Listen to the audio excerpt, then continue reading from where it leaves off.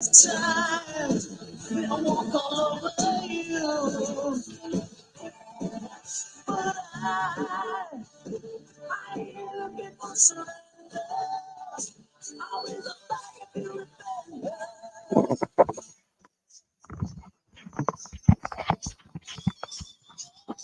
What up? What up? Good morning. Good morning. It is 8:51. Hopefully everyone's feeling all right. Maybe you just took a look at the disclosure. Um, I apologize for no 6:30 club this morning, but I had to change up my process. Yes, you have to do it every now and then. My wife is with her friends for their 50th. They're traveling to Europe, so Red Dog had to get up at 3:30 and get the process going, get the prep going, and do everything, and then run home and make sure the boy he got sent to school. It's all right, things change, we change. That's what we got to do. We got to adjust, right? You adjust with the market, you adjust with life. That's what we do. Let me see if there are any of my dogs tuning in, or are you guys busy trading? Let's see. We got a cobblestone in the house. We have It's in the house. We have a few others in the house. So a lot of people are like, hey, Red Dog, what happened to the oversold bounce?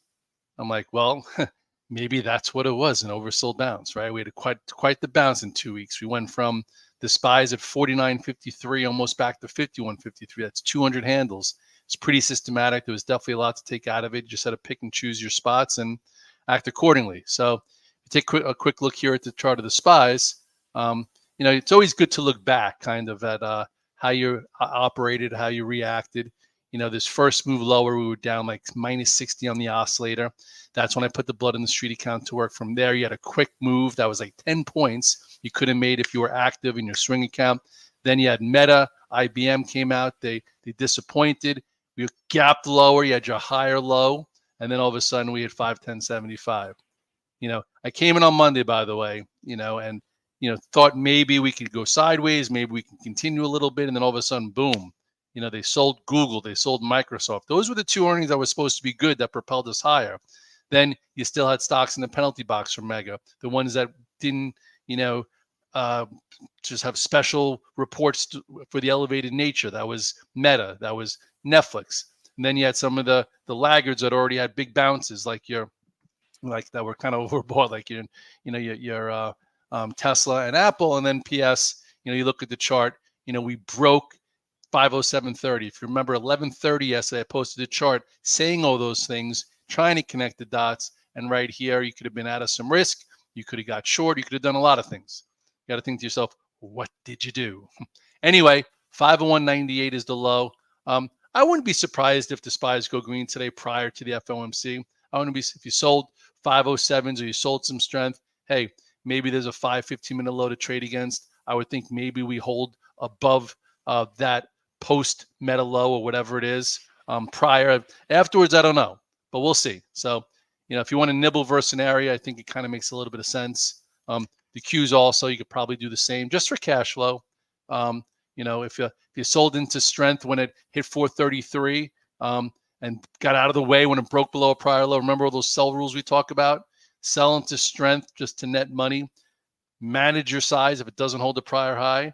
Get out of the way if it gets below and stays below a prior low. Always that things are not moving higher to kind of readjust. But anyway, so for this too, you have 418.14. Does it hold around here and try and go green? If it does, though, it doesn't mean we're all of a sudden back to highs. Everything's great. It's just a trade. This V that people are starting to talk about, to me is probably going to be more of like a W, where you had your first move. Now we come in and see where we go, and then who knows what we create here. Does it come back and retest this area? Who knows how long it takes?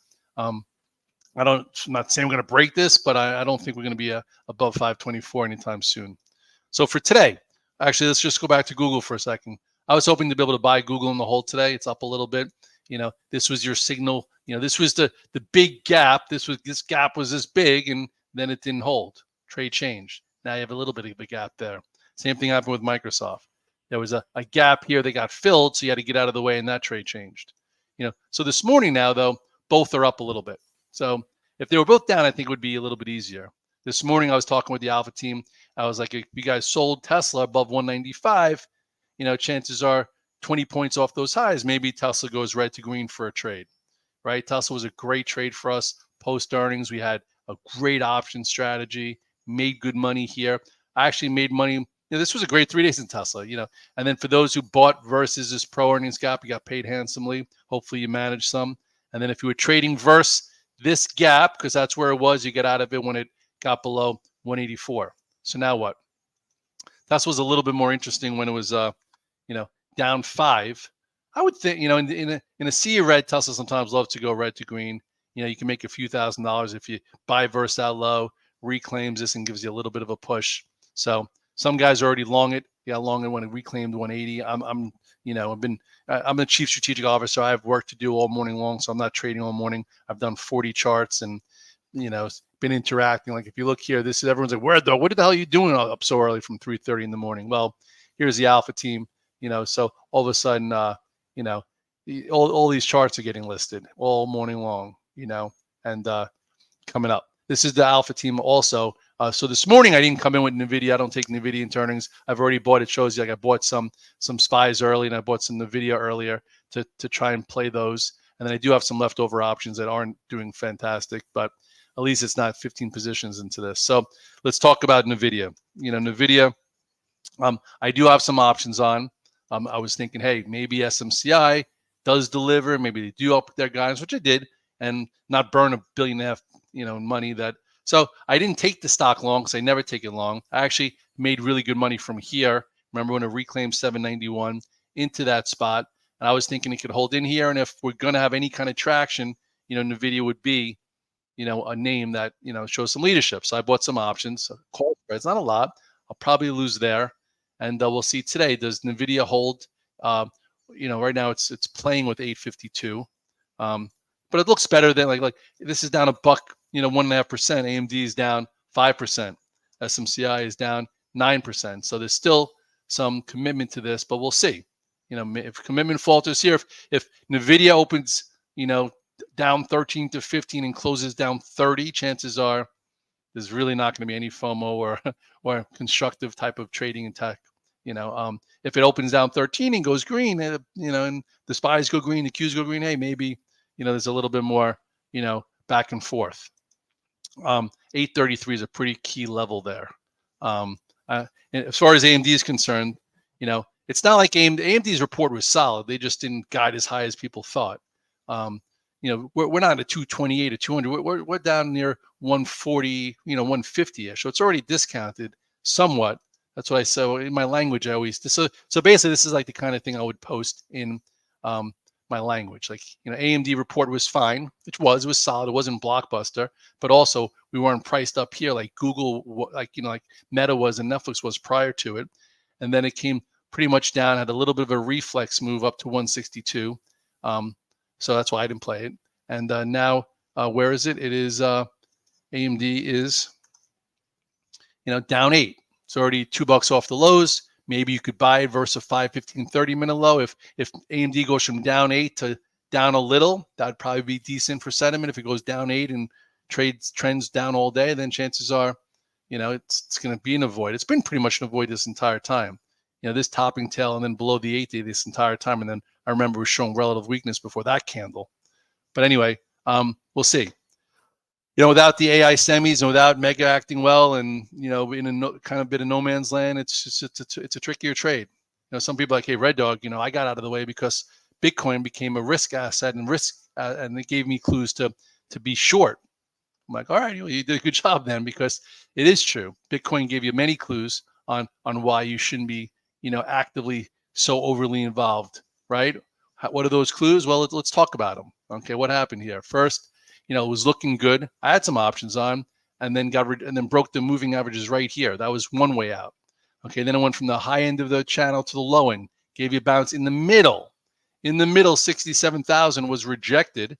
Okay, and then it broke below the moving averages, and then you had a high, a lower high. So the bears had more fuel to break the lower end of the channel that held there. And now it's kind of in no man's land.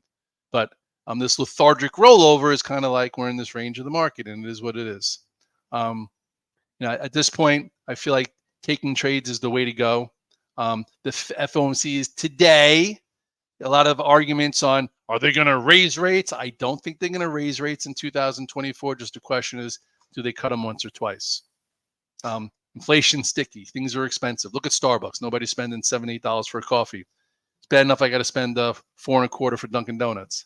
Actually, I should just be making my coffee at home, right? I'm a lazy bastard that I am. Anyway, Amazon. You want me to look at Amazon? Amazon, broke yesterday. I am in a little bit. I had calls on. I created a call spread to help finance it. I think Amazon will be interesting to watch because it's up 5. If it can hold up 5, hold and go a little bit more, maybe it'll breed some confidence in some of the other mega caps that they can go green and hold gains. If it opens up 5 and goes red, chances are sentiment is going to get worse, and we're going to probably be testing those lows in the S&P sooner than later. So we'll see. But Amazon right here is in no man's land. This break here was 180, gets above 180 of 183. So not a very interesting tape. There's no breakouts. We're not, buying highs and selling higher. We're not buying in a base, adding to it. We're just taking trades and being patient. That's what we do, right? I don't know if you guys remember, but Red Dog was the one who called gold as the asset allocation overweight for 2024. And then if you remember, we called the top. Yes. When we fulfilled the measure move, when we had this outside, they'd be like, Red Dog, I didn't know you were so in tune with gold. I'm like, I'm in tune with charts. That's what I'm in tune with. Do you remember the weekly chart and the monthly chart? They all lined up. We were getting really long gold here, 191 to 193. And then you had this big wide range bar. That day, I'm like, I think a top's being put in when it was still up 2. And then went sideways, a predatory gap to the downside, never got filled. Just like in equity, if a gap doesn't get filled, usually change and trade in that direction of it. And then here we are. So I would think maybe 207.50. I'm not trading it right now. Gold and the metals need to be kind of perfect for me to trade them because there's so much currency, overnight this, that. There's a lot of other things that trade easier for me, in my opinion. So with that said, once again, it's Fed day. I would think perhaps, the SPYs and the Qs try and go green once prior. This is your point of reference. This was that low. Does it hold above here and go green or not? What does Powell do after 2 o'clock? We'll see. So there'll be a lot of different points of this day. So just make sure if you have a setup and you make money in your setup, get away from it. Like Meta yesterday. Meta, for me, it was, I drew this, just say maybe this happens. Yeah, yesterday, I was thinking, hey, maybe Meta goes from red to green, which we talked about in the Alpha team and in the 630 Club, versus whatever that area was, and it went from down 2 to up $1, made a few $1,000s in the first 10 minutes. Then it did it again, and then I didn't touch it the rest of the day. So I booked a few $1,000s. Yeah, a few $1,000s still means something to me. Should mean something to everyone. Money, if you net it, it adds up over time. But then those people who traded Meta all day long gave back what they made in the first 10 minutes from red to green because there was no extra and got chopped up. In this type of environment, if you make money in the trade you're looking for, you don't need to trade it again. Or if you do, trade a little size. Like for instance, if you're trading Tesla today and you think, hey, I think Tesla's going to go right to green. You think Tesla's going to go from, down $1.60, now is down 4, go green, push up $1. You can make a few $1,000s, but then it doesn't mean it's going to go up from $1 to up 4. And you have to stick with it. It doesn't mean it's going back to 198. It means that it's, a trade. Maybe it could see this 184. Maybe it wants to go from red to green and test that. And then who knows if it wants to fill more of the gap. So moral of the story is net money, take your trade. You don't have to trade all day long. Look for the setup that you want. And if that setup's not there or if it changes, adjust. That's what we do. We adjust. We use our process to do that. And we feed our brain to think confidently so we can execute on the X's and O's. With that said, good luck today, my dogs. Listen, somebody wise to me once said, every day you wake up is a good day. So have some gratitude out there, guys. Bye-bye.